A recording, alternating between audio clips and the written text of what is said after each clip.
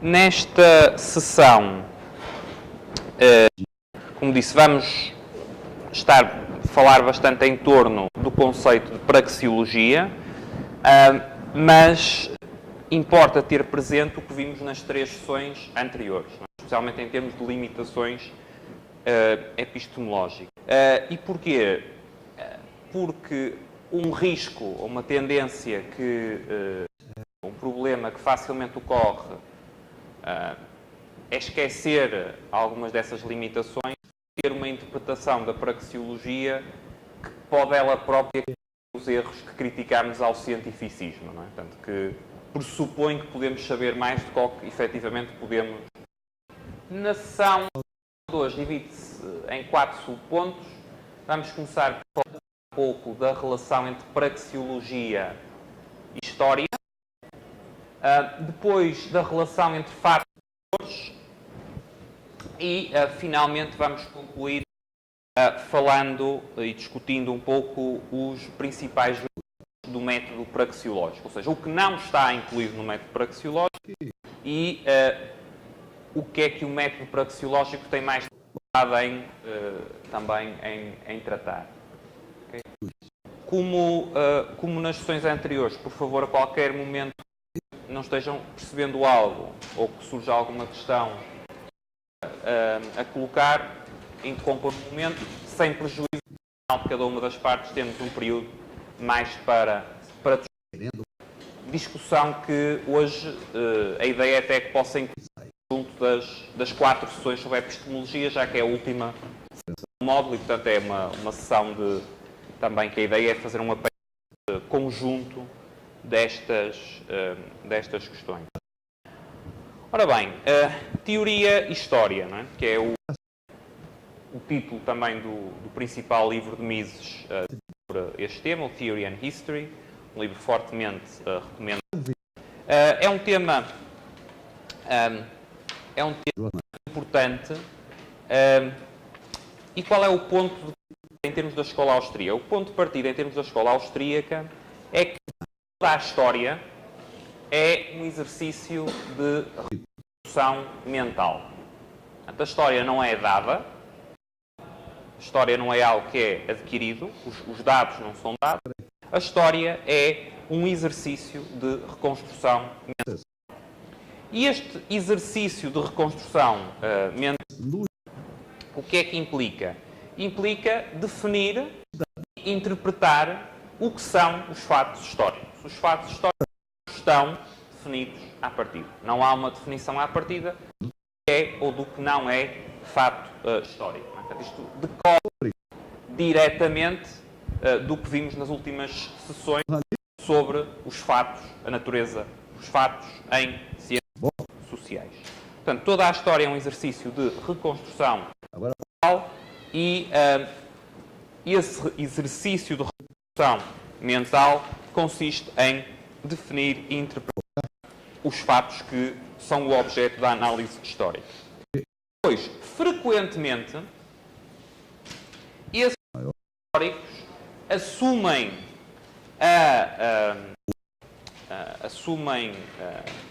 a natureza de teorias. Ou seja, aquilo que nós, numa determinada análise histórica, chamamos um fato, é, na verdade, já uma teoria sobre o que aconteceu. Quando eu analiso a Revolução Francesa e trato a Revolução Francesa em história como aquilo a que eu chamo uma Revolução Francesa, esse conceito, já fora uma teoria interpretativa que passou naquela altura. Eu chamar Revolução Francesa, já estou aqui... Diga. Sim, já eu ao usar a expressão Revolução Francesa, já estou a interpretar de determinada forma aquilo que se passou. Isto incorpora um elemento teórico sobre o que se passou. E qual é a implicação disto? A implicação disto é que para definirmos, para o tal processo de definição do que são os factos históricos, nós vamos precisar, para definir o que são os factos históricos, nós vamos precisar ter uma teoria prévia. Vamos precisar ter um enquadramento teórico prévio. Os factos, por si só, não falam. Certo? Os factos, aliás, que são definidos, interpretados, construídos neste processo de análise histórica. Portanto, definir o que são os factos e analisar esses factos históricos implica a utilização de teorias que são usadas para esse próprio processo de interpretação.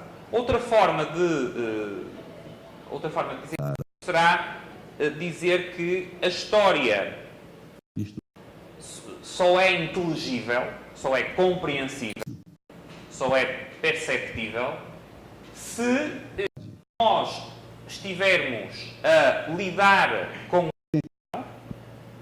via o emprego, via a utilização de teorias. Portanto, passado sem um enquadramento teórico não é inteligível, não é... Certo?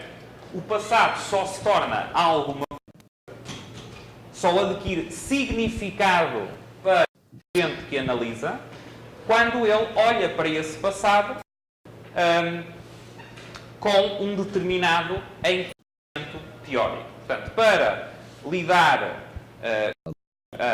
lidar com a história, ou nem é tanto para lidar, para poder sequer considerar ter história, ter análise histórica, um ponto prévio é que temos que ter teoria. Não é?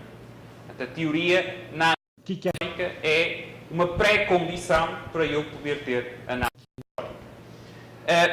Reparem que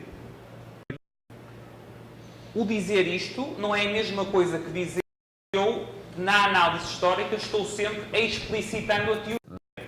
Portanto, eu posso escrever ou posso falar sem explicitar a teoria, mas a história, a análise histórica, terá sempre implícita uma determinada visão teórica, um determinado enquadramento teórico. Independentemente de eu explicitar qual é esse enquadramento ou de eu não o explicitar. Inclusive, eu próprio não estar consciente de que estou a utilizar um determinado enquadramento teórico. Quando as pessoas têm uma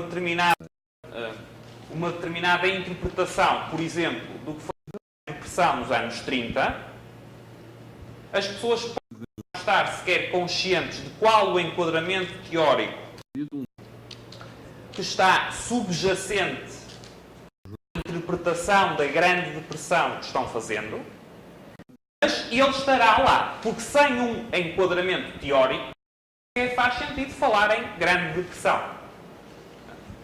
O eu dizer houve uma Grande Depressão, aconteceu assim, assim, assim, e aconteceu por isto,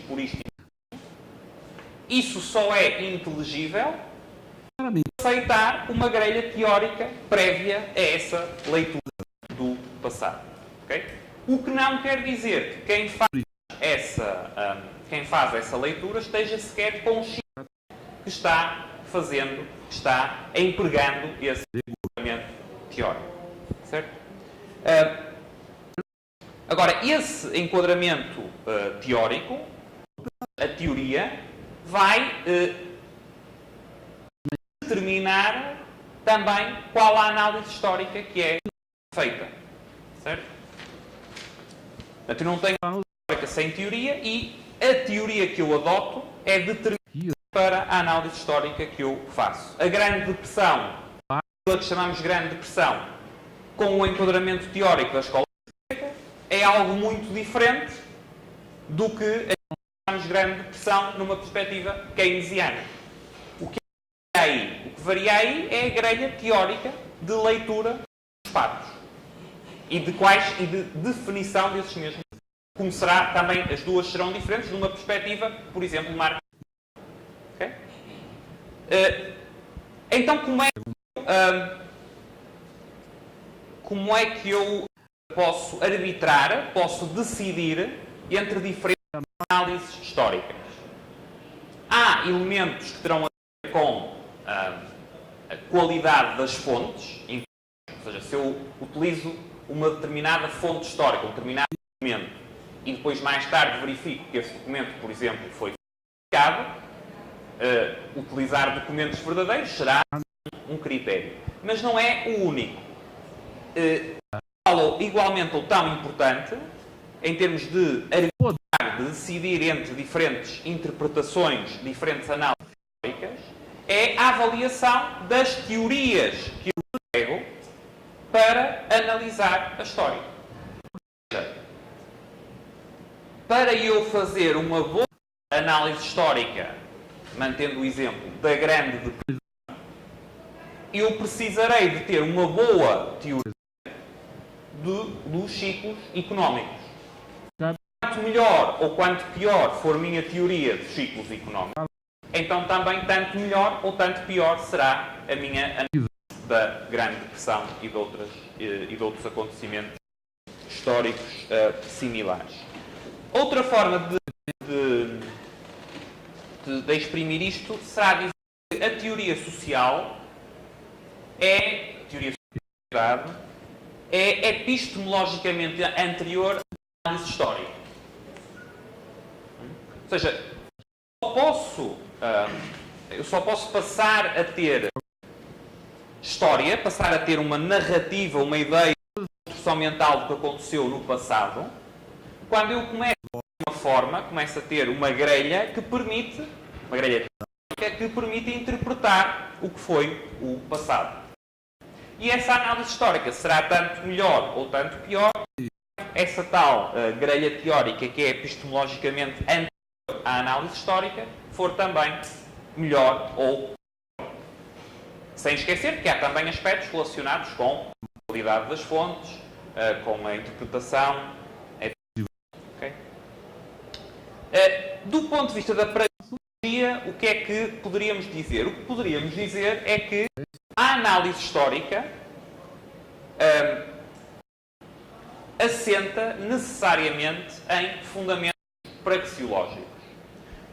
O que é que isto quer dizer? Quer dizer que eu compreender o passado passa ou requer necessariamente eu ter uma teoria sobre como as pessoas e porquê as pessoas, processos é que a ação humana decorre. Sem uma teoria da ação humana, não há análise histórica possível.